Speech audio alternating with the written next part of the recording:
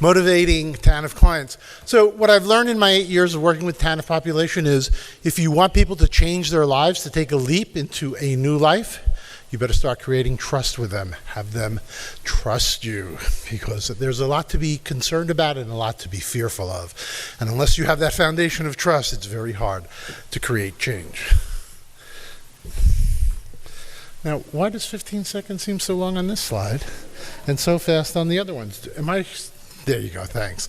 So the first issue I found in creating trust was talk with the clients, not at them. That's a lot of feedback I get from the people that I work with. Larry, I like talking with you because you talk with us, not at us. And certainly I think that that's very important to establish and create that relationship in which you can create change with. Nobody likes to be lectured. They like to be talked with and collaborated with. And so I found that and being client-centered were two effective ways to start developing that trust. So by client-centered, think about what can I do to make this client successful? What do they need? Look at it from their point of view. What do they want to talk about? What are their goals? And eliciting that and taking a look at things from their eyes is also principal to creating this foundation that change can occur. We all have to create individual service plans. I make it a point in mine to use pronouns. Mary has a car and 3 children, as opposed to client has a car. Try to use long sentences. In our work and working with the TANF people, you really have to know the rules and be knowledgeable. In the early morning workshop, we talked about how to keep people in participation requirements, how to work the rules. Well, one thing that I learned very on is learn how to work the rules to the client's favor. Another piece of feedback that I get with the people I work with is, Larry, we like working with you because you keep it very real. I talk about what are the consequences of not fulfilling what's outlined in the employability plan.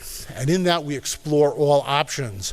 The person who comes to you who says that they want to be a CNA but has a felony drug conviction, while that may not work, but certainly they might be eligible to work in some type of office administrative job.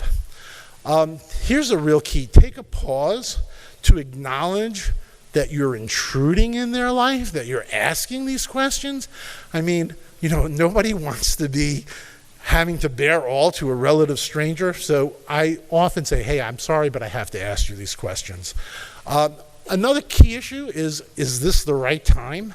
I once worked with someone who was living in a shelter, had just had a baby, had a 2-month-old baby, wanted to go to CNA classes in the winter with an unreliable car. It wasn't the right time. We waited till March. She completed the program on time, and she's working in one of our local hospitals. Be sure to ask questions, but be sure to give the opportunity to let the person you're working with ask questions and make sure you answer them all. Once you've established all of this and gone through this entire process, commit it to paper. That's what the individualized service plan is about. And make sure it's their plan and they understand that they're agreeing to doing all the things that you've articulated over the last hour and a half. Coordinate and support. This is probably the hardest part. So many of the students that I worked with had problems with childcare, and DSS wasn't helping me. I was able to create relationships with the childcare providers, and based on my guarantee that they would be paid, they provided childcare. Now, one of the biggest concerns that are mentioned to me is, is this going to close my case? How much can I earn before my case closes?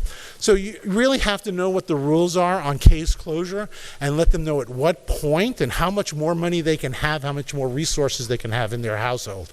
And one of the biggest tools we can use to motivate clients is to talk about the earned income tax credit, which a $3,000, $4,000, $5,000 lump sum payment at the end of the tax year can help them get that new car to get them up to the next level.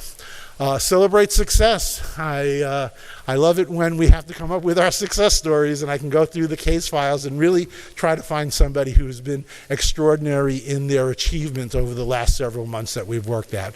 It's so important. And here's like the downside of it. Sometimes things don't work out. That's reality. Nobody bets 1,000 in this field. So what do you do when that happens? I think one of the presenters this morning said it really well. Use failure as a teaching moment. So what do? You rebuild, you restart, you find out what were the reasons for the failure, what can you do to eliminate the barrier that created that failure, and how do you push through so that you can be successful next time. So if there's anything I can do, especially about working around the TANF rules, please take down my phone number, send me an email. I'm very responsive. And there are a lot of tricks that you can use. So thank you very much, and I think you guys are finished for today.